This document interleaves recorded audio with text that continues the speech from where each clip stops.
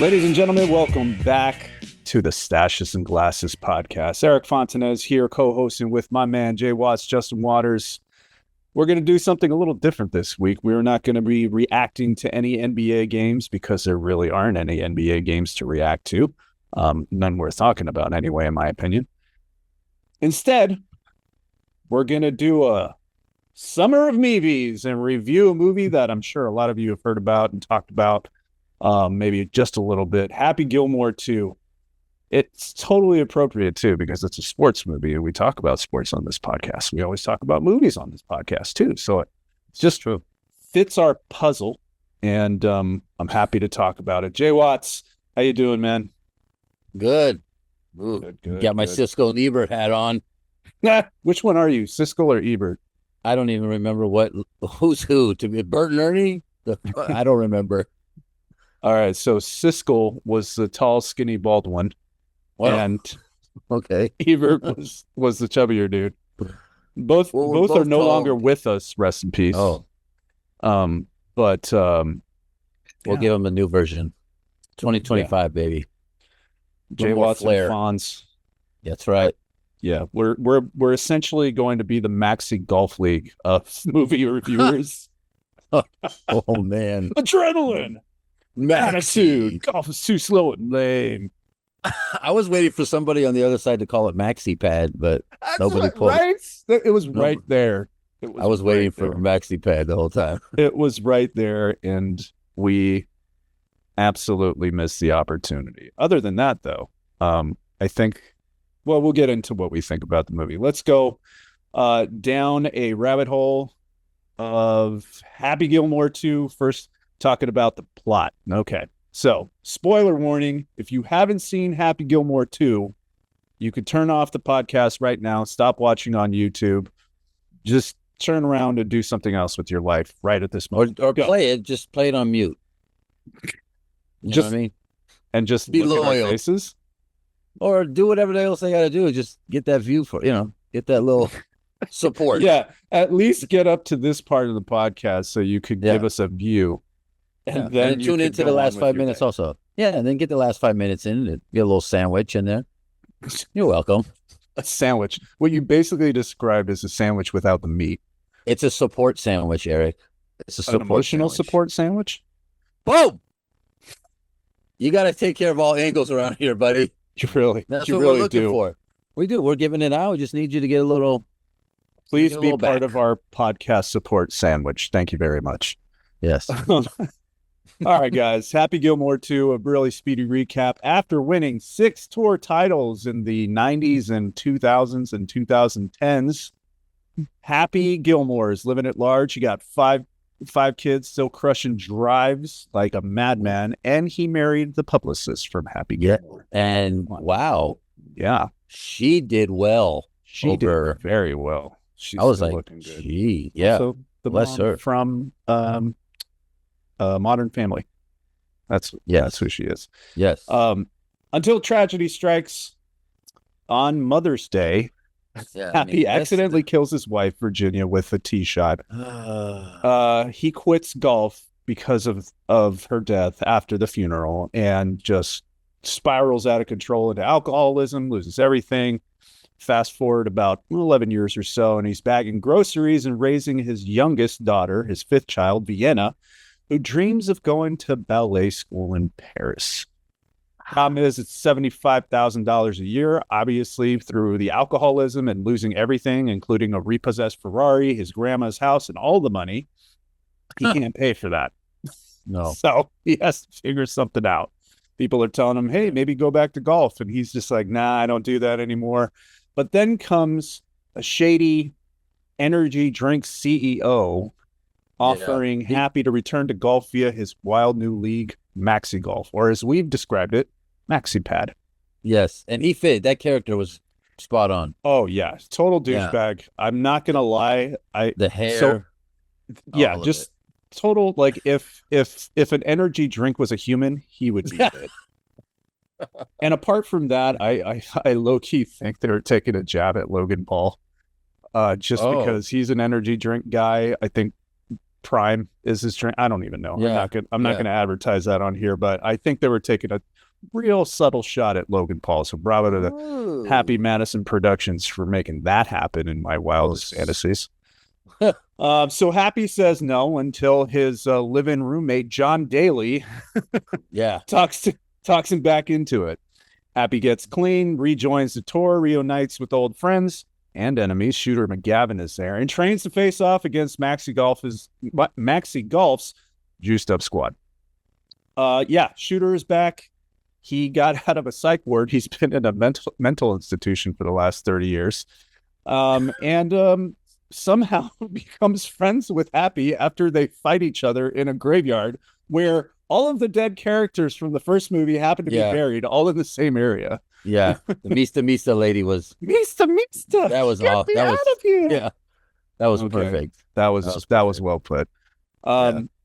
So he joins the team as kind of like a coach or liaison, motivational speaker. Yeah. Does that whole thing. Still, he's still very ego driven on the. He also joins up with Chubb Peterson's son, Slim Peterson. And that's just comedy in and of itself. The hand through it all, he and 4 other golfers from the actual PGA Tour and the Live Tour compete against the Maxi team, who is made up of people like Becky Lynch from the WWE and freaking Reggie Bush. Yeah, Reggie Bush. That was funny. Who, I'll get to it, but I thought it was DK Metcalf at first. But then once I got a closer look, I realized it was Reggie Bush. 2 guys kind of look alike. One's taller than the other, but still, give me some slack there.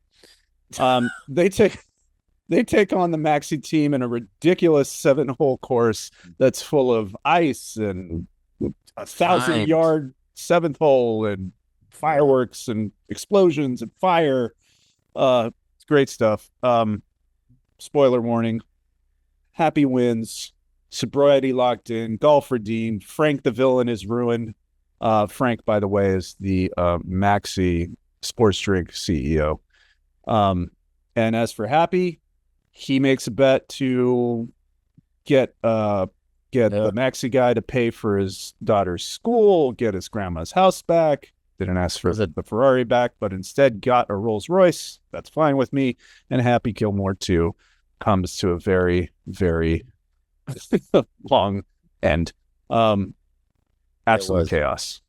That was. What was the golfer, the bad guy, the Maxi pad golfer lead guy, the little guy? Oh, it's played by Haley Joel Osment. His name was Billy. Which kid? He was a kid, an actor kid, right? Yeah. Haley Joel Osment. He was in. I remember off top. He was in M. Night Shyamalan's movie with Bruce Willis, where he said, "I see dead." Oh, okay, there we go. Yeah, Haley Joel Osment played Billy Jenkins, a young pro golfer with a powerful swing, similar to Happy's. And he was originally on the tour, but went to the Maxi team like a douchebag. Okay. Yeah. So, first reactions, Jay. What'd you think of Happy Gilmore 2? Go. I think that at first I was like, I was anticipating a lot, and from the hype and everything, I felt like it was 2 ways. I didn't think it was going to go. Let's do a number 2 that's more geared like 1. I think 2 went crazy, like Naked Gun 33 and a third type. Like everything you turn around, something's going on. So I did like the flashback references to the first movie. I thought was cool. Oh yeah, all the throwbacks to the clips from the first movie were just nostalgia bait that I bit on and swallowed up gladly. Yeah, I like that part. I liked, but there was a part of me from like movie. I thought could have got a little more serious. Maybe if it was his son and some other, reuniting a feud with somebody or whatnot. I wanted one of those, but I knew we were going to get like Crash Test Dummies type. Throw it down, but it was entertaining. I'm not going to say like after I figured out that it wasn't going to be like a little bit more serious, more like a number 2 comedy, that they were going full They were going full land based. They were going full Billy Madison. Yeah. Yeah. But at the end, I wasn't as I see people online were like upset. I wasn't like that. I took it for what it was still funny. It was still entertaining. It was still something that you sit down and spend an hour and a half, 2 hours to watch, just because it's funny and like some random stuff. It might not have the rewatching it like the first one did, but you're still entertained for the time. I have to admit, I'm already on the rewatch team with this one. Yeah.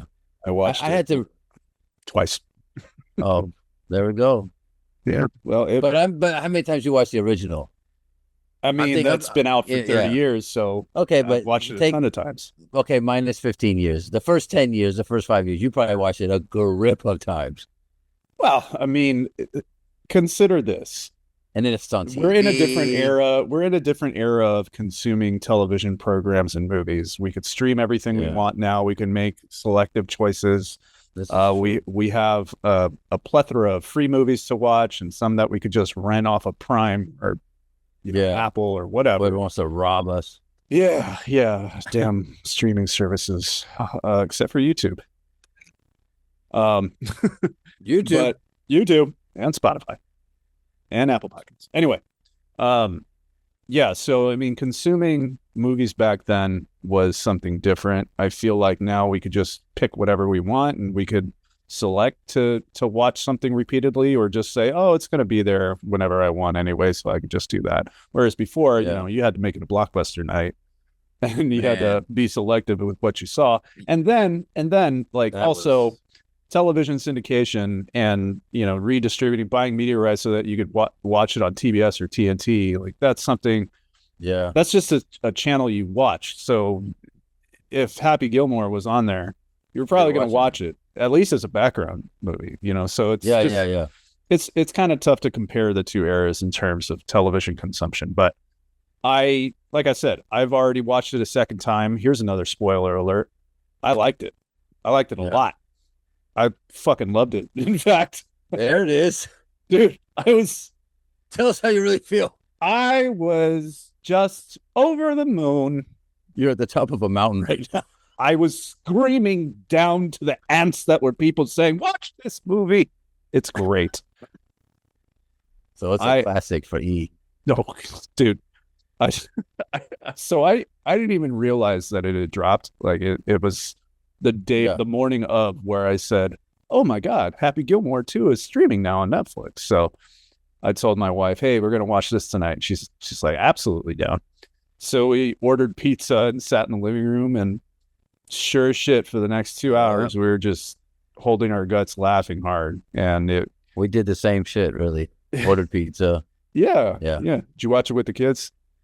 No, Jackson wasn't here, and Grayson was in his own zone, but he was like right next to us. So sometimes I had to pause, come back. That's why I ended up redoing it at night. She was like, why are you watching it again? I was like, because I know there's little parts here and there I missed. Oh, like little parts. You're part of the rewatch crew too. But mine was more of to make sure I didn't miss, and I did. I missed the first time I didn't see Boban streaking, but then the second time I caught that, so there was like a little couple things. So I was like, I want to make sure that I don't miss anything, give a good critique, you know what I mean? So I went back and, put that together. But it was one of those, I was like, I wanted to hang out and watch, eat pizza too, and just not, enjoy something for a couple hours. By the way, NBA legend in our hearts, Boban Marjanovic. He was funny. Playing the construction foreman's son and, just completely leaning into the role. I think he had 2 or 3 scenes, but he absolutely owned them. He did. The last one you mentioned, him streaking on the golf course and absolutely naked with just, his goods blurred out. Looking like a clear slender man just flying across. I kind of feel like there was a third leg that hopped up there at some point where I was just like, come away. Put your hack away. Jesus. Hack away. Kids out here. Yeah, but there were, Boban was just one of the many people in this movie. Matter of fact, why don't we just go down this list that I've compiled here of celebrity either cameos or just members of the cast who played characters. Steve Buscemi, classic. Jackie Sandler, that is Adam Sandler's real life wife. Ken Jennings, Jeopardy host. John Daly, golf legend, and an absolute scene stealer in this one. Yeah, Kelsey Plum was working at the municipal golf course as someone who worked in customer service and didn't give a shit. Margaret Qualley, Eric Andre, and Martin Hurley? I don't know. But Margaret Qualley, I really like. She's good.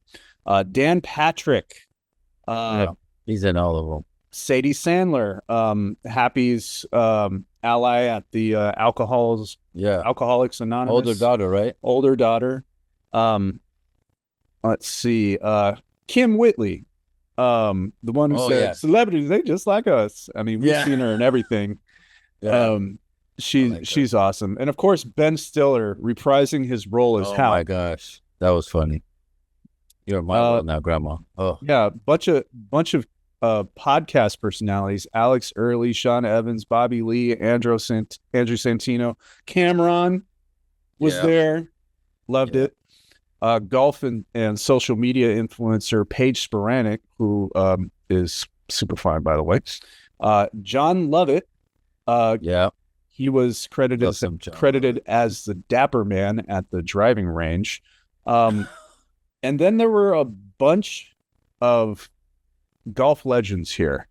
Fred Couples, Nick Faldo, Jack Nicklaus, Corey Pavin, and Lee Trevino, all sitting at the table and hanging out with Happy. And then there were the current pros: Jordan Spieth, Ricky Fowler, Keegan Bradley, Colin Morikawa, just to name a few. Travis Kelce. Yeah. Sir, you have gained my respect for every notch that you fell for selling out to Taylor Swift. You've regained some ground by being in this movie and being back in the crew. Douchebag waiter who takes out his frustrations on Bad Bunny of all people. Oh God. Bad Bunny gets his back. He gets his get back. Vern Lundquist was back again. All the tour champion golfers. Kevin Nealon reprised his role. Rob Schneider was there as a you can guy. Stephen A. Smith.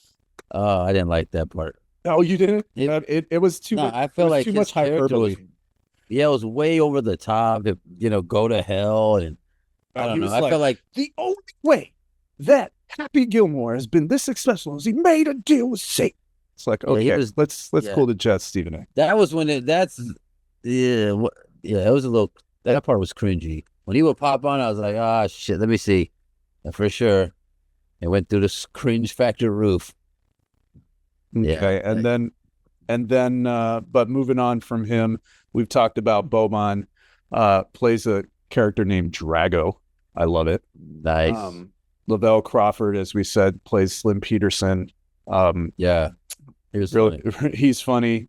Breaking Bad fame. Post Malone was was the color commentator for the Maxi League golf tour.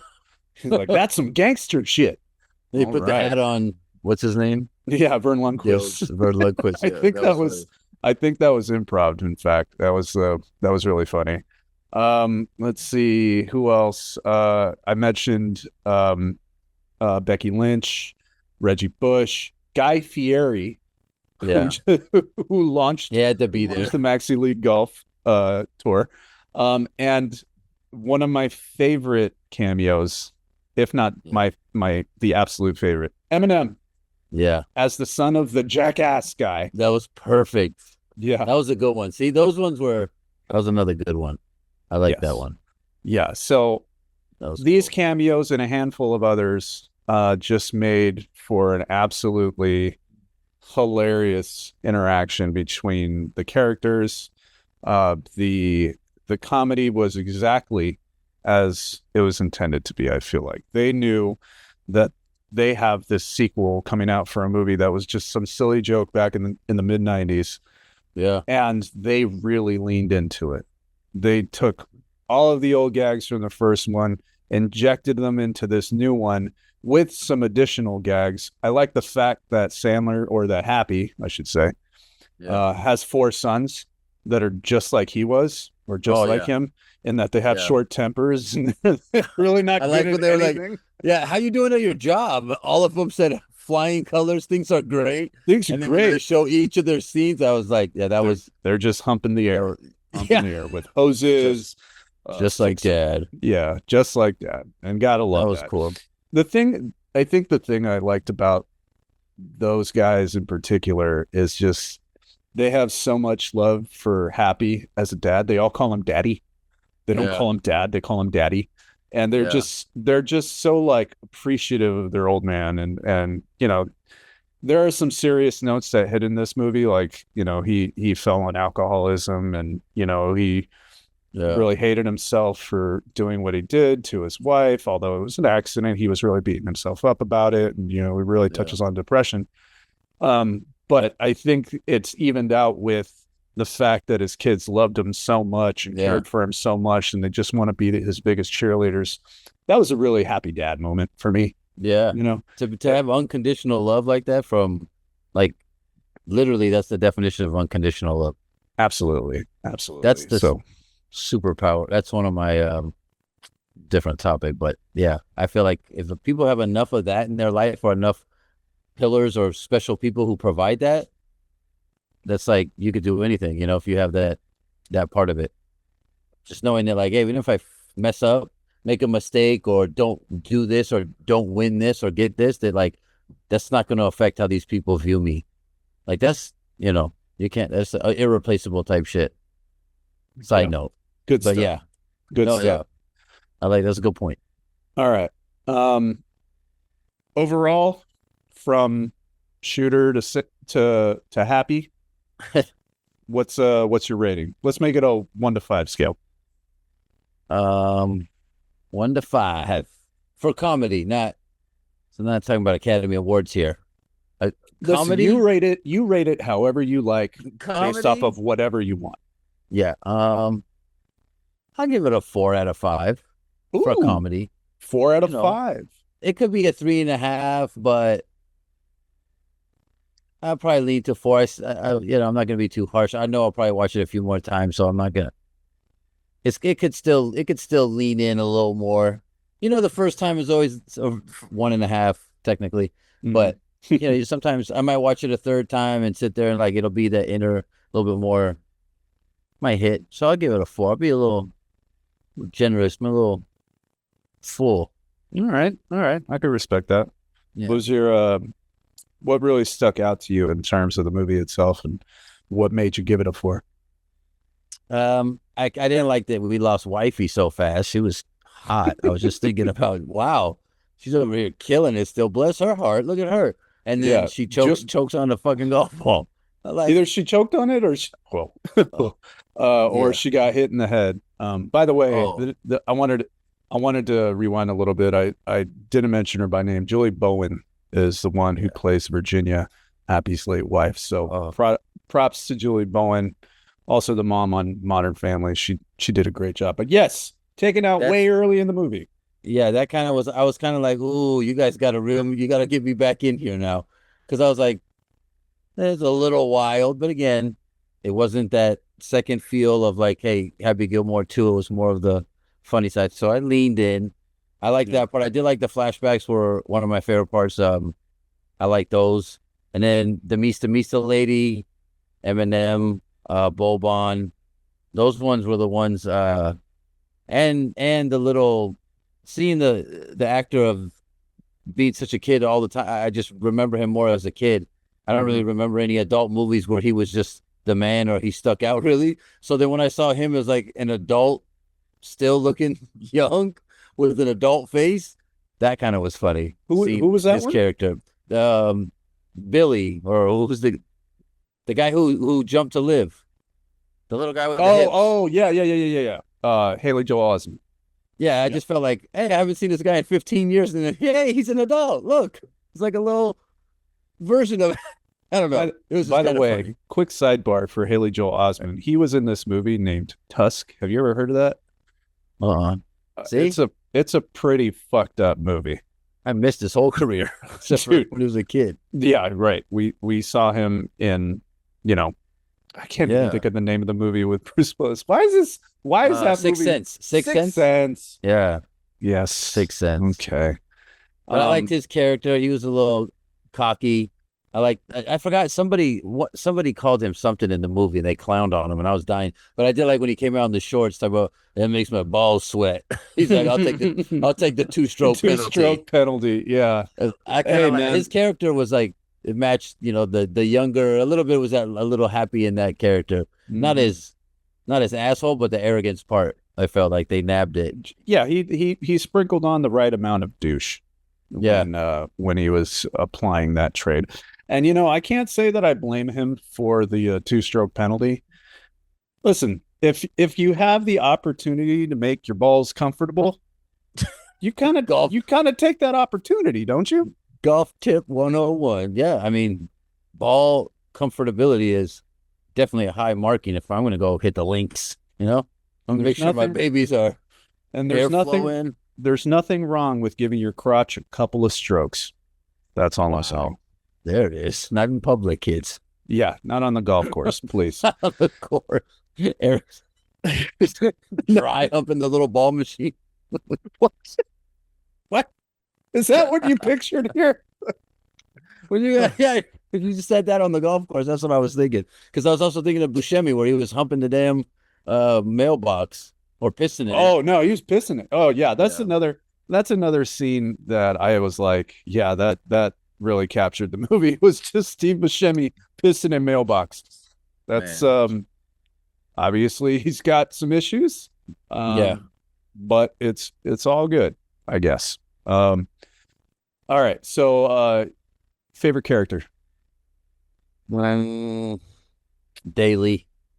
Yes. I like Daly being downstairs, and then it was just that constant voice of not like, bro, stop fucking going jump rope and doing all this hopscotch shit over here. Like, you just need to be right here.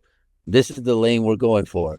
And he stuck, and he wasn't an asshole about it. He was just like that one, always the voice of like, dude, focus, redirect. It reminded me of Jamie Foxx did his stand-up and he's talking about Puffy. And he goes, Puffy, here, I'm over here. He kind of reminded me of like John Daly as like Happy, we're right here. Yeah. Go down this way. So, and he was funny. I like John Daly always had that crazy, he did whatever the fuck he wanted to when he was in his heyday. And he was still nice. And that's the respectable part, is like he never conformed. Maybe a little bit of a detriment at one point, but for him to still be as good as he was and kind of do it his way.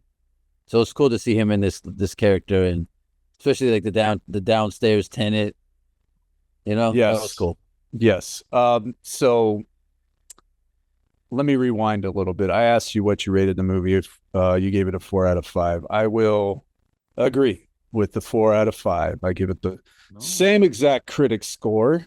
Not because it's an Academy Award-winning film. It's not intended to be an Academy Award-winning film. It's supposed to be stupid fun that you just laugh at and enjoy for a couple hours of your night.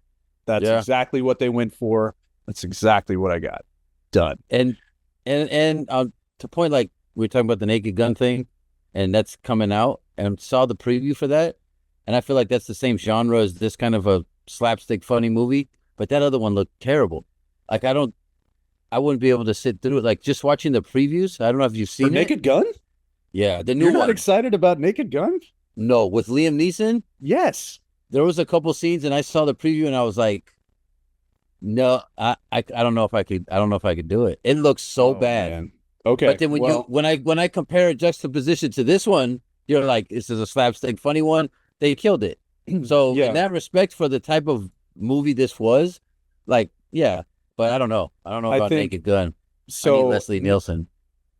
Well, yeah, but rest in peace of Leslie Nielsen. Sure, that's an anaconda. The thing with Naked Gun is it's getting a theatrical release, whereas Happy Gilmore 2 is straight to streaming. We're just gonna Netflix it up. Yeah, he's got that deal, doesn't he? He does. Some movies just need a straight to streaming experience. I can't. I can't say the same about Naked Gun the way you are. I'm kind of excited to see it. I love the Leslie Nielsen movies from the 80s and 90s. Yeah. But I'm down for Liam Neeson to do some shit, have Pamela Anderson make her return to filming and play a role there. So I'm gonna give it a chance. I don't know if it's gonna be as great as the first ones. I mean, if anything, Are you betting going? chances are against them. You're going to the theater, or this is? I'll wait the 2 to 4, 6 weeks, whatever that shit is, that it'll come out and pay the $3.99, $4.99. $3.99, $4.99 sounds good. No, that's wait till it comes home. Yeah, Yeah. That's till that's what I'm saying. Is this a? You might go to the theater. You might make an appearance for. Hey man, I might just do it. I might just do it. I might just do the theater thing. I've been to the movies 3 times in the last week. Wow. What are you, Yeah. a fucking AMC member, gold member? No, I'm just You're a wasting my gold money member. on movies. Hey, I mean, dude, one of the greatest forms of entertainment for humans, right? Yeah. The cinema. Yeah. And Actually, summertime, you're supposed to do. so I went to go see Superman. Loved it. Yeah. That dog looks like my dog, FYI. We're doing fake photo shoots. Anybody want to come around? $20. It's kryptonite. Got you. It's crypto. Yeah. Crypto. Sure. Whatever you want to call him, I got that dog. Come through. All right. They get photos. Plug. Call them in now. Yeah.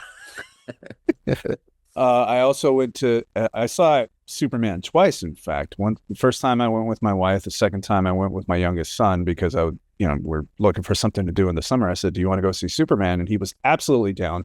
So I was like, let's do it. So saw it a second time, enjoyed it a second time. Haven't done the 2 times in the theater for one movie thing in a while. So that was good. Dang. And today I went to go see the Fantastic Four. How's that? Maybe it warrants its own review. Podcast. Yeah. The podcast will be reviewing the Fantastic Four. I probably need to catch up on the other 2. No, you don't, because they're Oh. completely Separate. completely separate. Oh, so is this one of those things where it's a new studio takes over and they have their Well, yeah. interpretation of it? Yeah. Yeah, because the original Fantastic Four movies were from Fox, and then years later, Disney bought the Fox 20th Century Fox properties. So that's how the Fantastic Four is now part of the MCU, and it's long, complicated bullshit. Don't want to get into it too much, but that is why I've been at the movies a lot this week. This, however, again, Netflix, straight to streaming. Yeah. So Friday night was at home with the wifey, watching this and laughing it up. Favorite character? Yeah. Gotta agree with you again. John Daly. Yeah. He's the voice of reason for Happy Gilmore throughout this entire film. But he is obviously a guy with issues. So he's living in a garage downstairs in a bad neighborhood. Just watching Love Island. Yeah. He's like, I hope they get married. I hope they get married. I was dying. That shit was funny. And then when Happy is up there on the porch with his daughter, he's talking about trying to do something to get some money, and Daly's like, "Get that scratch, dog." Yep. It's like, this was perfectly written for him. Get that scratch, dog. And wasn't he rolling up too in the movie? He might have been. He might have been. I mean, he was drinking for sure. Yeah. He was doing what John Daly does. So yeah, the accuracy was there. Do you also notice something? I noticed this on the second viewing. John Daly didn't stand up at all. He didn't walk around. He wasn't standing. He was sitting for every scene. Yeah, he was just chilling.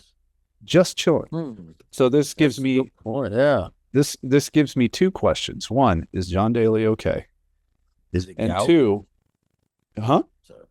I'm being an asshole. I said, is it gout? It could be. It could be. No disrespect, John. Word to the God, John Daly. Get that scratch, dog. So that's my first question. Or two, maybe he just said, "Hey guys, I don't want to do a bunch of standing in this movie. You guys just fucking chill. You guys just hang around." He's in his There's chair. gotta be a reason. Oh, dude, it was. I think there's a reason. That's a good observation, though.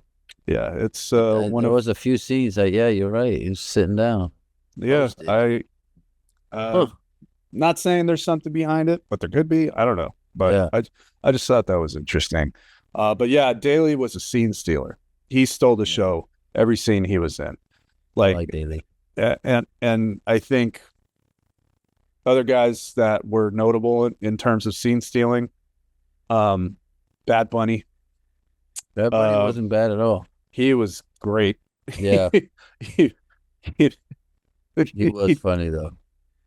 He was he was carrying the bag like he was bear hugging it. He didn't use the straps at all, and he did that gag through the entire movie. Yeah. And then the whole running joke throughout the entire film of, "Do you want breadsticks? Can I get you some breadsticks?" He just kept saying that to everybody. They're training for the tournament, and getting hit in the chest and in the face and in the balls with softballs. And that other guy from Saturday Night Live, he's funny too. Yeah, Esteban. Esteban. That dude was funny. I do shifty. Yeah, that dude's funny. Yeah, so that was great. Him. Eminem, for his one scene, was really good too. Yeah, he's just calling him a jackass, and then his sons come in and beat the ever living fuck out of him, throw him to the Gators. Yeah, and if you notice during the skirmish with the Gators, Eminem says, "Detroit, what?" Yeah. I heard that. That's just going down to the alligators. That's great. Staying true all the way down. That was great. But yeah, lots of people stealing seeds in this. Travis Kelce being eaten by the bear because that was funny. Bad Bunny needed to go to his happy place. He tied him to a pole, drenched him in honey, and ripped him apart. That was funny. Also, God, just too many. If we really wanted to go through all the stolen scenes, we could make a 2-hour podcast, but we can't do that tonight. What was your favorite scene? I did like when Lee Trevino asked him, "How much money you need, Happy? We've been friends for 30 years." And he told him how much he needed. He was like, "Yep, better play tomorrow. Good luck." It sounds like, yep, I like that. Too fucking much. You got to go out there and go get it, big guy. Good luck. Get after it. Make that scratch dog. Yeah, I like that one. That was great. I think all the golf legends watching the Maxi Golf League on TV, and then when it's over, they're all asleep on the couch. That's great. I also liked when Scotty Scheffler knocked out the dude on the first tee that got arrested, and that was he just said, "Oh, not again," because that was funny. Scotty Scheffler has had real life legal problems. That was funny.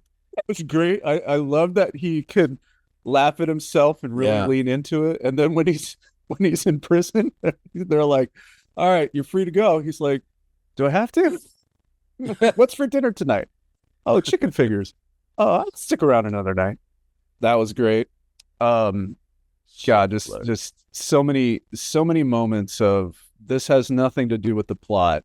We're just going to do this thing and laugh at it and say, "Fuck it, let's do it." Kelsey Plum also being a customer service representative that was great. She did that with Andrew Watt. Andrew Watt, who is a Grammy-winning record producer known for his collaborations with the Rolling Stones, Elton John, Ozzy Osbourne, rest in peace, Pearl Jam, and more, and has been referred to as the Rock Hall of Fame whisperer. So there's somebody who maybe you and I don't follow, but apparently he's got hits, pretty popular. Yes, he does have hits. And then we mentioned Steve Buscemi and Dan Patrick. These are guys who have regularly been in Adam Sandler's movies. Yeah. I think the first time we saw Dan Patrick, former SportsCenter anchor, was in The Longest Yard, the remake of The Longest Yard, where he played a cop. Yep. So that was cool. I was waiting for his cameo. Yeah, I knew that was coming. Yeah. Let's see. Yeah, it was Just all of those moments, again, had nothing to do with the plot, but were just stupid nonsense that you could enjoy for the moment and then continue on with the story. So I realize that a lot of people might have had an issue with this movie. I honestly I haven't read any of the reviews other than seeing like the IMDb score of 6.5 out of 10, which is low in my opinion. But I wanted to, instead of listening to the crowd and the angry mob, just taking it in myself and figuring out my own feel for it. Pause. But yeah, and that's the way I've largely done movies of late, because I think the internet has become a place where everybody just complains about everything. It's the biggest customer complaint line of all time. Yeah. And I'm tired of it. There's no context in anything, and I saw a couple of people who were commenting, and it's like we talked about, there's a genre of this type of comedy. This isn't a romantic comedy. This isn't action adventure comedy. This is like a slapstick comedy, Exactly. This is buy a pizza on a Friday night and watch it at home movie. Yeah. We get the internet gets so wrapped up in all this. Everybody's Siskel and Ebert. Everybody's in, oh my God, the cinematography or what? Who wrote, like, man, shut the hell up. It's literally, for what you said, take your 2 hours, take your mind off of, especially with the out of control world, get yourself to literally disconnect. And like, for that reason, this was definitely a good 2 hours to just be like, I'm going to watch some nonsense right now.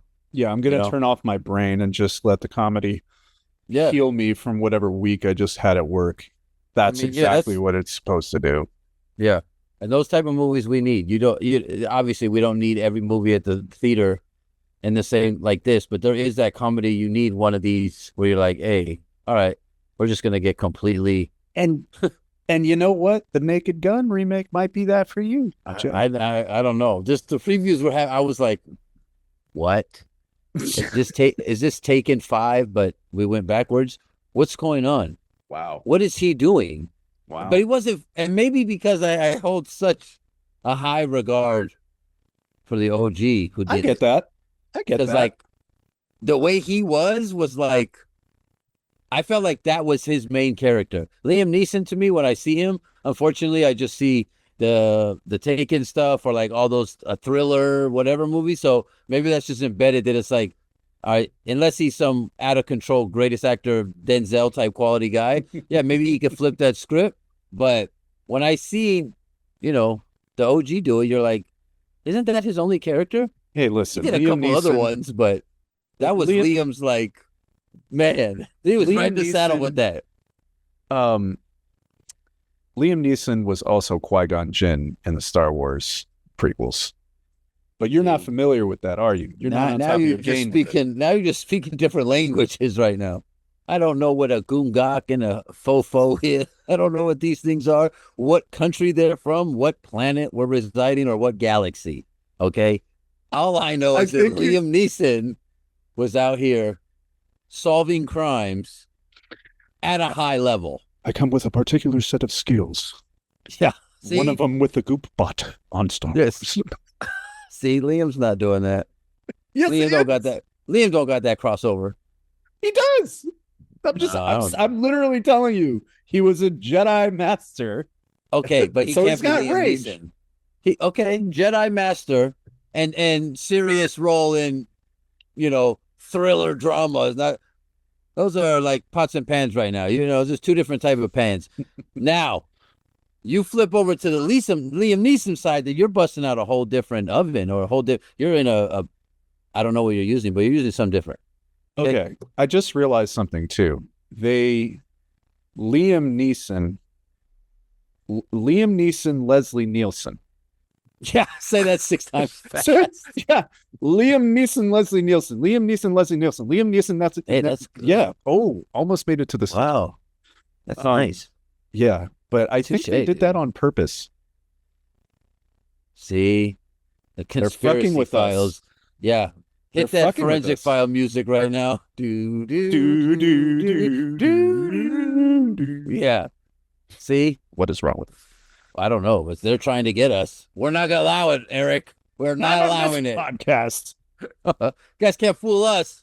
You know what? I think I really do think a Naked Gun review is going to be warranted just because we have such opposing views to it going in, and we've spent at least 10 minutes talking about it on a review of Happy Gilmore 2 of all things. I don't know. Leslie Nielsen.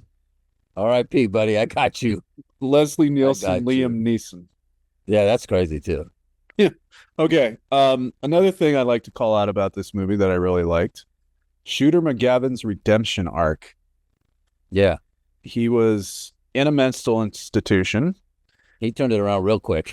Yeah, they were Took asking about a him week. questions for his parole or whatever, and once they got to the Happy Gilmore golden jacket questions, he was just about ready to break down a wall. He was. And then, you know, the maxi pad guy springs him out of the joint. And I just see one in his hair right now, tied in, braided in. It's a headband. Yeah. Eye patch. Wow. Sorry. No problem. So, you know, he gets out of the loony bin and goes to visit the graveyard with all of the past characters in the same graveyard and has a fight with Happy Gilmore. And they do the pieces of shit for breakfast line, which was so great. They get into a quick fight, gas out really quickly, and then all of a sudden become best friends. Now, in terms of realism, probably not going to happen. In terms of the Happy Gilmore universe, where a guy drives the shit out of a ball wearing Timberlands and warm-up pants, I will happily accept this as something that happens. So yeah, Shooter McGavin being accepted and embraced by the protagonists and the good guys in the movie, and he becomes one of them. I'm all for that. What did you think of Shooter's return from the dark side?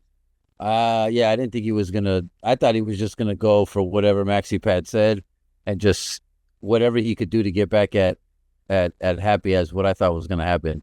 Then he got a conscience. He was healed. Somebody came down. I don't know, but yeah, I'm surprised he flipped. I didn't think he was gonna flip and go back. Neither did I. Fight against evil and like get a conscience. He was just gripping the chair, having a heart attack, hearing about losing that jacket, and then all of a sudden, but you know, hey, there's at every turn there's a question mark. You know, what are we gonna do? We're doing plot twists in Happy Gilmore too. And I'm all for it. Yeah, I enjoyed. It's all the purity of golf. That's why I think they found that, which is what I kind of felt like they both went to the. No, golf can be fun, but then like there are some standards here. Like let's not. I like the idea of like I think that's kind of a point of it was like, hey, look, you could wear cool shit. You don't have to be in that 1950s, but there is still a level of respect for the game of golf, how you play golf, and like, you know, obviously the Happy was the guy who overly flirted with that line. But I think that the movie was trying to say like, look, at the end of the day, it's not all about the gimmicks and, you know, fog machines and all that shit. That it's at the same time, it's about the game of golf, you know? So I kind of feel like they sided on that traditional side of golf, like topic, which and a little bit. As somebody who has hit the links a few times in my 40s, because that's all I could really do now. I will say that there's this stuffiness to the game that that doesn't sit well with me. I think that that kind of culture is not great. I have stepped into it and somewhat embraced it. Like I like wearing my polo on the golf course. But like Haley Joel Osment, I wear my shorts. Because people giving you side eyes, sticky. People giving you side eyes. I have been side eyed on the course. Are they basketball shorts? No, they're not basketball shorts. They're I don't even know how to describe them. They're made out of the same material dress slacks are or khakis are. Okay, yeah. So you're still on some private school nice shorts. Yes. But Yeah, okay. the way that I try to change it up is every so often I'll either wear some funny socks, or most of the time I wear some funny socks. I had Darth Vader socks up to my knees on the last time I played. Or you're gonna get flagged out here for dress code. Excuse me, sir, you're violating dress code. You're gonna have to leave the country club. Yeah, you can't have things dangling from your socks, sir. He's got. Trust me, they don't want to have me dangling anything on the golf course. You're gonna ask, what does that say on those socks? And you're gonna be like, don't worry, that's just the land I'm from. It's a Star Wars thing. With Qui-Gon Jinn. That would be fun. Well, I wear what you want, damn it. But the other thing that I do is I sometimes wear something like my Wiener Schnitzel hat. Ooh. Ruffle the feathers, baby. Ruffle the feathers. I do, and dude, people have given me looks. If you mobbed in there with some Knicks shorts or some basketball shorts, which I think would be the most comfortable shit ever to play in, but they would definitely be giving the sight. Oh my God, it's fucking ghetto. Guarantee you they're doing that. Not if I'm playing on the municipal courts, because there's some crowds there that are about as hood as it gets. Oh, so we have levels. Oh yeah, dude. Also at the country club, they're like, oh, don't worry, Theodore. They're not going to be on our courses. They're on different courses. Yeah, and then you go up to Woodley Lakes up in Van Nuys, and it's it's a different vibe. I'm thinking it would be funny if it's in one location and there's 3 or 4 different courses, but all these folks got to mingle in one, central area. This entrance. Hey, there's a movie. And then the kids who aren't from the uppity neighborhoods end up smacking that ass. That would be great. But there'll be some money on it. There'll be some nefarious bad business people who are trying to flip the game and all that. Oh man, let's stop talking. Netflix, holler at us. We're here. Okay. We're just spitballing too, huh? Wow, you have some great ideas, Jay. That I think you need to write down. Ass? Okay. Oh, I didn't know if you were being smart ass or not. Okay, serious. I was kind of half and half. It's right here. This is a fucking locked floodgate. Okay. No tsunamis breaking through this. Wow. Okay. No, it gets deep. It gets deep when we're talking plots and stories. Yeah. Oh well, man. We'll talk about another cast. Sorry. All right. So okay. My favorite scene, Eminem, bar none. Get into a fight with his kids and then being eaten by alligators. Gotta love that. Also, not gonna lie, the maxi course kind of seems fun. Seems like something I would do. That one scene where he had to bank it off and whatever. Yeah, it's like most of it. Yeah, if you take that to the public, if you take that into the public sphere, whatever we're talking about, that's gonna people are they're gonna be that's what they're gonna be playing like their sphincter, because it's gonna take 67 shots to get that shit out just to get back on the damn rotating green. Look. Oh, dude, yeah, that last hole is 1,000 yards away. Yeah, that's crazy. These guys. I don't drive 1,000 yards. How you expect me to play golf for 1,000 yards? Just throw it a bunch of times. And it's a par 4, so they got to make it in 4 shots. And who on earth can do that? Oh, by the way, the other thing that I enjoyed about this movie was actually outside the movie. The marketing campaigns related to it featured a lot of people who are involved in golf and were just hanging out with Adam Sandler and doing things. For example, all the guys, or most of the guys that were with him on the tour, and Tiger Woods were given Boston Bruins hockey jerseys, and then on film we're doing the Happy Gilmore drive. There was a post of that I saw recently, and I was just like, that's so cool. Happy Gilmore was culturally significant enough to where guys like Tiger Woods were asked, hey, would you wear this jersey and take that shot? And he's like, hell yeah. And he does it. The other thing that Happy Gilmore is affecting is actual driving ranges. And I'll give you an example. Last weekend, I went to a driving range out in Anaheim, and it's a cool little range. Like it's all water. There are boats and little islands with pins, and you could just have fun just driving it as far as you can in the water, or try to be accurate and try to get it in one of the holes. What I did the Happy Gilmore swing. Matter of fact, it was the longest drive that I had done that day. Oh, and wow. then my wife pointed out that I wasn't allowed to do that. I'm like, what are you talking about? How am I not allowed to do that? And she pointed at a sign that's right next to the tee that said, "No Happy Gilmore swings." Wow. And really? I was like, yeah. And I was like, are you serious? Like, this is something that's outlawed here? Damn. Yeah. That's pretty inspirational. People are like, hey, let's try it. Fuck it. Yeah. I mean, the course should be like, they're paying you for this, the rent them anyways. Let these bozos do what they want. I mean, it might be a safety issue because the tees sit right at the edge of this hill that falls into the water. So maybe that might be an issue. And they serve alcohol at these places. Some drunk idiot might go too far with the Happy Gilmore swing, like Happy Gilmore did in the sequel. His first swing on the municipal course, he fell on his face. Somebody might do that on this course. So I get it. But it's just, I think it's amazing how a movie and a character have had so much cultural significance to where at driving ranges, they say, hey, listen, we love Happy Gilmore, but you can't do his swing here, please. Yeah. You're going to get hurt. And I was blown away by that idea or that fact. But you hit your best long ball. Oh, dude, it was the best drive of the day by far.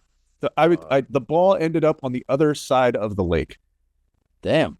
It was carried that far, so it didn't like dab down. No, I got a question. Far.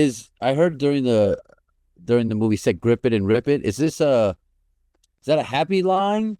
Can I use this? Because I wrote it down. I was like, can I make a T-shirt out of this, or is this somebody? I didn't know if it was like a happy thing or was it John Daly thing that he would. I didn't know. Okay, Grip It and Rip It is trademarked by John Daly Enterprises, specifically for use with pens and drawing pens, according to Justia Trademarks. While the phrase is also associated with the golfer John Daly, it's important to distinguish between the trademark and copyright. Copyright protects creative works, while trademarks protect brand names and logos. So it is trademarked by John Daly Enterprises, so you can't actually use them on shirts. Damn it. Well, I mean, you could make a shirt for yourself. Yeah. I mean, if I were you, I'd make the Get That Scratch Dog shirt and just roll with that. Yeah. I like that one. Maybe just don't use John's head. Just put a pumpkin head or something, but a little picture of John swinging on the links. What's funny about John is that, he had the reputation for being kind of an outsider, but he really dressed the part of the golfer. But as he got older, he just started to not give a fuck. He was growing out his beard. He was wearing Dale ridiculous Earnhardt clothes. Wife beaters. Yeah. He really leaned into that. And I gotta say, I applaud that. Okay. So Happy Gilmore 1 exists. Happy Gilmore 2 exists. Do they do a Happy Gilmore 3? Right. Do we need it? Do we want it? Not now. None. That would have to be, I mean, it took so long to get the second one. How long would it take? A year? Maybe next summer? Maybe. I think a few years need to go by before we start. Yeah. Before we start doing that shit. But with that being the case, why don't we go down a list of 90s Adam Sandler hits that we could potentially make into a sequel? Okay. 1995, Billy Madison. Do we want a Billy Madison 2? What happens in the movie? Go. Oh yeah. He's a he's a plastic surgeon. Oh, he only does the titties. No, that would be a little too much. That'd be funny. that it might actually be perfect. Or maybe on the same end of it, he's like doing something bad. He's doing, I don't know. That would be funny though. Maybe. What do you think? Would absolutely love a Billy Madison sequel, and your plot with him being a titty doctor is absolutely nail on the head. Yeah, right. What was that one guy? He used to be on the E channel, but it would be one of those. He'd be like that kind of a guy, a little Zohan feel, but you know, don't mess with the Zohan. Yeah, little bit. That's like his half cousin or something. You know, that would be kind of cool. Okay, so we're yay on Billy Madison 2. Okay. Yeah. Plastic Surgeon. The Wedding Singer 2. Yes. Make it a little serious like the first one. Yeah. All right. Do we kill off Drew Barrymore in the first 5 minutes of the movie? Yeah. Maybe we let her last a little bit longer. No, but maybe it's about their kids or maybe he makes a comeback, but he goes to Vegas. Oh yeah, like a residence, a Vegas residence. Yeah. And they could have some background, little story that keeps everything, you know, like a little heist situation, something interesting in the background. And we'll make his band Robbie Hart and the Heart Attacks. And the same limo driver's there. Yeah, picks him up. He's still wearing. He's still wearing the Michael Jackson thing. Same limo too. He starts dressing like Ye. Who's Ye? Kanye. Oh, wow. I thought it was a little older Asian guy in your neighborhood. I was like, oh. No. You could come. Bring Ye. I don't mind. Oh, okay. Yeah. Oh, that one. Yeah. Okay. Oh, well. The Water Boy. Oh. I'm saying definitely yes. Him and Vicky Valancourt, owning a national football team. Or being the dean of admissions at Louisiana State University. She could die off in this movie early. Let him find himself a little Southern Belle who's not. Mama always said Vicky Valancourt said the devil. Yeah, she's a lizard rat. What are they called? What are they called? The hookers at truck stops? Don't know. How many truck stops have you been to, Jay? Pops drives trucks, man. But he doesn't mean that he's an avid user of the lizard. No, lizard. Wait, what do they call them? Lot lizard or something? Anyway, little street information for our audience. Lot lizards, stay away. Lot lizards. That's what it is. It's not safe. It's not safe out there. Anyway. Oh my God. Vicky Valancourt's a lot lizard. There's a website called alltruckjobs.com, and it has a blog post that says the sad truth behind lot lizards. I am not going to open that. Don't do it. I'm good. Don't do it. Okay. Everybody loves you. Okay. Sorry. Next. Big Daddy 2. Yeah. Where it happens to, kind of happens to him. He becomes rich. The son, no, I guess not. That might be cool though, some way. He's a grandpa, so big grandpa, big daddy like that. Might be cool. Yeah, like maybe the kid gets killed off in the first 5 minutes. Like, no, the kid grew up. He gets killed off in the first 5 minutes, and then his son is left without anyone, so he goes to Grandpa. Sonny Koufax was his name. That'd be kind of cool. Let's see. Little Nicky 2. No. Oh God, I loved Little Nicky. It is one of the dumbest Sandler movies ever, but I love it. Tonight'll be the night. That's all I see when I hit a damn haircut. That sucks. Yeah. Little Nicky could stay. All right. Mr. Deeds 2. Nah. Okay. Nah. And then we start going down the mid 2000s. Where kind of. I'll see Hoobie Halloween 2. I'll be down for that. Ooh, what? You never seen it? It's on Netflix. It's called Hoobie Halloween. It's Adam Sandler movie.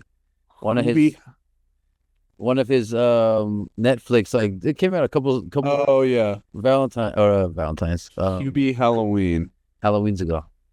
I like it. It's kind of corny, but he He was an actor, producer, and a screenwriter for that movie. Apparently, came out in 2020. I'm talking about. Oh wow. I'm talking about the Oh, classic. my bad. Sandler shit. Okay. We don't need to bring up. What else we got? Yeah, those are the only ones that I really. He did one with Drew Barrymore. We're not doing a sequel to that. Blended Family or something. Well, there were two of them. There were 50 First Dates. There you go. And it became Blended Family. Yeah, the one where they go to Africa, the families together. Yeah. Terry Crews is in there being an African dude and just dancing a whole fucking lot. He just pump his titties, is dancing the whole time. Yeah, just of course. Of course. Okay. Well, I think that's as much Adam Sandler sequeling as we're gonna get out of this. So we liked the movie, yeah? Yeah, I like it. It was good. Yes. We give it a Staches and Glasses 2 thumbs up, I guess.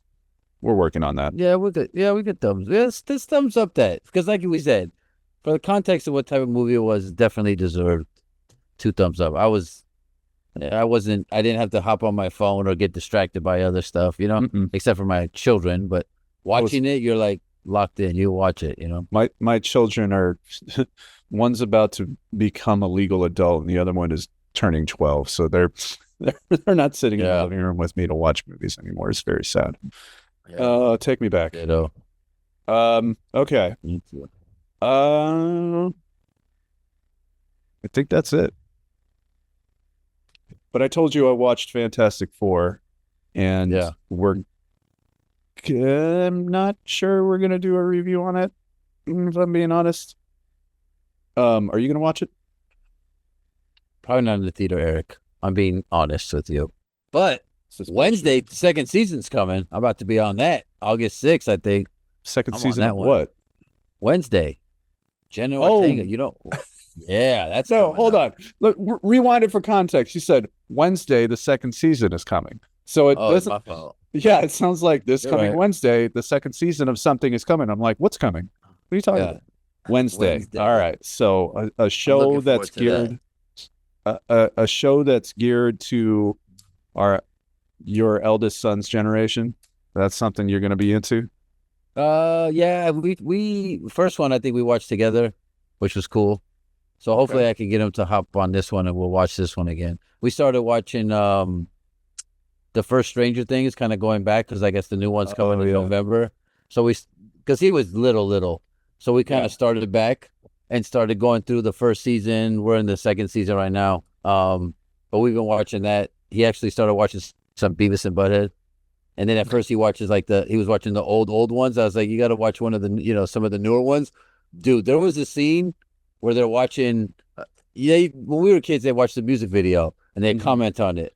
Now it's like internet videos. And there's this dude talking about he's making homemade tattoos. I was in the jail and this is how I made the tattoos and all this crap, right? And this dude, Beavis and Butthead are imitating him and like sound dead on him. And then bro, I haven't laughed this hard in a long time.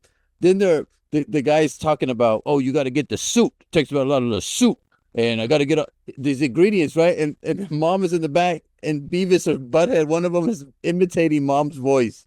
And it's like, don't use all my soup. I'm not going to make any more chicken for you around here. No more chicken. It was, bro, I swear, I haven't laughed at a commentary over a video like that in a long ass time. Dude. And it was cool because Jackson was like, hey, these guys are kind of funny. I'm like, they are. It's such an amazing thing to try to explain music videos to younger generations. Yeah. Because, most people, like if you're under 30, you are not like of the music video generation. So like Beavis and Butthead commentating on music videos is not something that if you're 30 years old, you're really familiar with. Yeah. And that's why that's crazy. I like that he was like, oh shit, this is funny. And I was like, yeah, dude, they were doing this though 30 years ago and they have videos and they actually had a Post Malone video came on and they're kind of like, they're talking shit, but they're not overly talking shit. But it's just funny how, they do the little commentary of the scene, like these two stupid teenagers. But that one, oh my God, That one was one of the funniest ones I've seen in a long time. Okay, so King of the Hill is getting a revival series. You know this, right? Yeah, Yeah. I started watching the old King of the Hill again and just yeah, started recognizing because that's a Mike Judge show, and Mike yeah, Judge yeah, did Beavis and yeah. Butthead. So Office Space too, right? yeah, Office Space, Office Space is great stuff. classic. So I started watching King of the Hill again and just listening to Hank Hill say, "I sell propane and propane accessories," and then it's thing, and I cannot wait for the revival of King of the Hill to come out so I can watch that shit. It's gonna I be gotta great. get on that. You really do. You really do. It's Yeah. gonna be great. Anything else you're looking forward to coming out? Yeah, just the Movies and Stranger shows. Things. Stranger Things. I mean, it's We gotta from the wait all the beginning, way yeah. until November 26th for that one. That's kind of bullshit. Yeah, and then it's gonna be one of those things like all that hype, and then I'll probably watch it in 2 or 3 days, and then be like, "That's it." I think that's one of the biggest problems Netflix has is that they drop it all at the same time. Yeah, I don't mind the waiting the week because it actually keeps me honest, and then makes me want to be like, okay, Yeah. I can't miss this time slot or this Sunday. Like that's what Landman was. It extends It was- the conversation. Yeah. You know, Like I would just use it to be like, yeah, exactly, and your show gets to breathe longer yeah. than just the week or 2 weeks of being hot shit, and then Yeah. we'll see. Yeah, I'm looking forward to Stranger Things and King of the Hill and God, what else is coming out?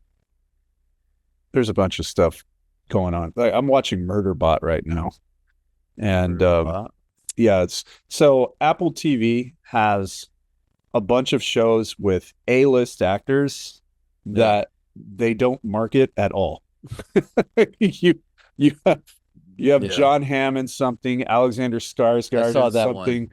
I'm you know, waiting for that second season. fucking Harrison Ford is in shit that and you barely see any marketing for these shows. That's And true. it's amazing to me that they're doing these. Like Apple has to be losing money for all these because nobody's watching them.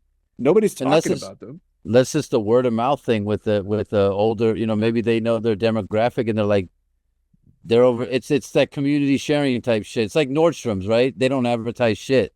They don't spend any money on advertising. It's all word of mouth. It's all, hey, we're having a couple sales during the year, and I just don't think that's a smart approach in the streaming age. yeah, no, it's true. I mean, Yeah, look at all the marketing they did for Happy Gilmore 2 alone. You Yeah. have to, in order to keep pace, especially with the, people being impatient and not wanting to wait for shit. Like, yeah, you have to be in the conversation on a regular basis, and none of these shows are really getting any light. Like Shrinking, for example, Shrinking with Jason, I forget his name, but dude from I Love You Man and How I Met Your Mother. Bateman. Not Bateman. Oh, Sudeikis. Not Jason Sudeikis. Oh, well, you're saying Jason names, so giving you actors. With Jason last names. Statham. No, not Jason Statham. Oh, John Rambo. Jason Segel. Oh yeah, Yeah, Seagulls. Jason Segel. He's funny. He's in Yeah. a show called Shrinking, and Harrison Ford is in it too. And it's like nobody knows about that show because it doesn't get any kind of play, just in Wow. terms of advertising and it showing up in your social media feed or commercials or anything like that. Like the one thing I saw was something about someone being cast in the show for the next season. That's it.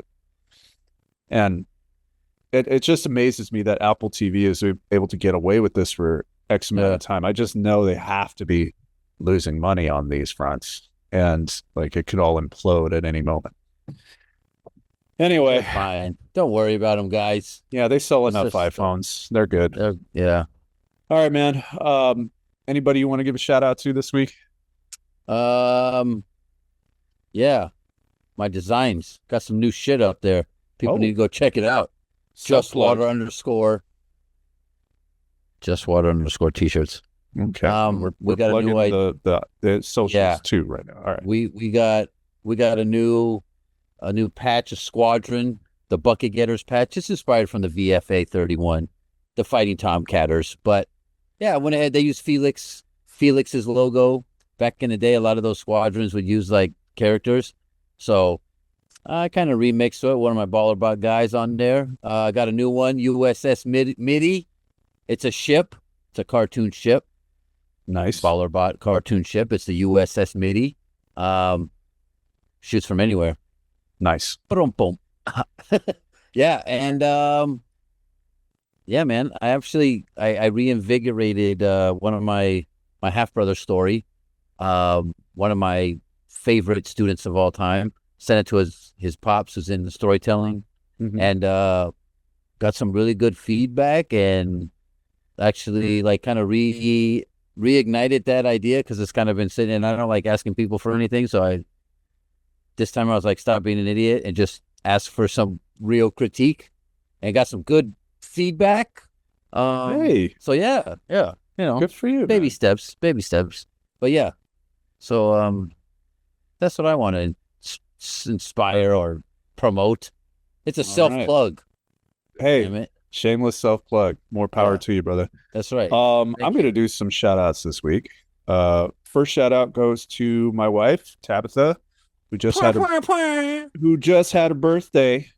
Celebrated her, what she calls her 23rd birthday, but it's not that. We just won't say the number. Happy 23rd. We actually went out to I saw that. Looked fancy. Yeah, we went out to the Cicade restaurant and lounge in LA. Ooh, it's 1920s themed. I thought you were at the Biltmore when I first saw the background. I was like, damn, this dude's at the Biltmore? Nice. No, it's the Cicade Lounge. It's 20s themed. It's a 3-course dinner. It's a live band. Oh wow. You did like some real shit. Like big band stuff. Like Ricky Ricardo was up in front. It was great. Oh wow. It was great. That's nice. We danced. Found out my wife has no rhythm, and she's gonna kill me for saying that on this show, but she doesn't. But we'll learn, babe. Don't worry. Hey, you're gonna get in there. You're fine. You're fine. You're good. A second shout out goes to my son Alex, who is turning 18 this week. Damn. And he is on the verge of being a legal man. Legally. So welcome Happy to birthday. Adulthood, kiddo. Yeah. Shout out to you. Yeah, and probably going to do something next weekend for him with the family. So we'll see what we do. Probably that's cool. That's in summer. Buy a lottery ticket. Yeah. All right. Well, that's all we got, Jay. I think the next time we do this, we're gonna still be talking about movies and shows. I'm thinking, unless some big NBA sports news happens, then we'll save the podcast for another time. Still got my list. Hey, look at that. Still here. Wow. Still right here. It gets you here. I actually thought about doing summer sports movies. So like maybe I'll send you a list of sports movies that we've seen in the past, and maybe we could watch them and talk about them. I'm thinking Hoosiers. Something like that. Oh. Or He Black Got and Game. White. Yeah. Something like that. We'll see. Oh, there's I'll text a lot of basketball movies. There's a lot of good ones. Also especially in the lot 90s. of terrible ones. Yeah. Like the Above gameplay. the Rim was good. Above the Rim was good, but okay, wait, this is another podcast. Uh-oh. All right, Kyle man. Watson wouldn't make it into JC out here. Is that what you're saying? All right. Hey, whatever. Fun fact. I used to play against. You probably did too. Is Ab Verdugo, the dude who was the actor? Used to be at Verdugo all the time. Which he used one? to play when we were Kyle Watson. Really? He would from above the He'd be up there playing at Verdugo, and the film made him looking much better at basketball than I remember back in the day. No disrespect, but like played by Dwayne Martin. Yeah. Yeah. He was up there back in the day in the 90s. Verdugo Park in the 90s should have been a sitcom. Hey, we also need to talk about the times we go to that one park out by the horses stables Yeah, Riverside Park. Yeah, and then what's his name? Nate Dogg was playing there one time. Dude. And I realized how fat he was. Yeah. Rest in peace, Nate Dogg. Rest in peace to Nate Dogg. But it ain't a hit until Nate Dogg spit. Oh no, dude! That dude was gold on every record he sang the hook for. Was like on the radio. That one sold every single time. If he was on the hook, the shit went gold at least. I hope my man got paid what he deserved, because I know back then a lot of these dudes weren't getting money he got, and that's a dude who deserves, like, his family deserves residuals for a minute. Yeah, I mean the music business is a dirty game, man. Like, I don't even. That's why I don't have a lot of confidence when it comes to that. So, which is terrible. All right, man. We're gonna get out of here. Tune in next time when we talk about sports, talk about movies, or talk about shows that we feel are important or not important. And we'll debate them, we'll discuss them, we'll laugh about them, we'll cry about them. And then we will tell you to turn in the following week to do the same thing. Until that time, folks, thanks for mounting up. See ya.